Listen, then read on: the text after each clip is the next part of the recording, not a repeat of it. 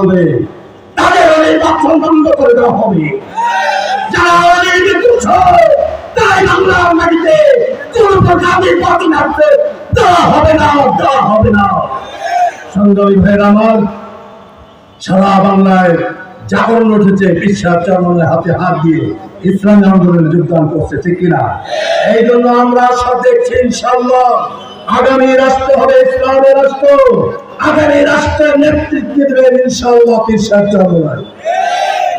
আপনারা কিছুদিন আগে দেখেছেন হেফাজতে আমির খেলাফত মজলিসের মহাসচিব আল্লামা মামুনুল হক হাফিজাহুল্লাহ বিশ্বাস হুজুরের হাত দিয়ে রাজনীতির শপথ করে বুঝিয়ে দিতে বাংলার মানুষকে, বাংলাদেশে যদি ইসলাম প্রতিষ্ঠা করতে চাও, কোরআনী শাসন প্রতিষ্ঠা করতে চাও, বিশ্বের চরমের বিকল্প নাই, বিকল্প নাই, ঠিক কিনা?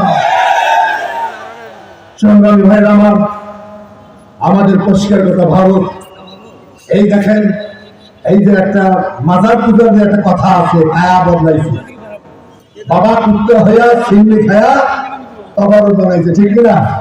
এই যুগের গামের খুনিরা এখন ইসকনের সদস্য হয়ে গেছে, কথা বলে ঠিক কিনা?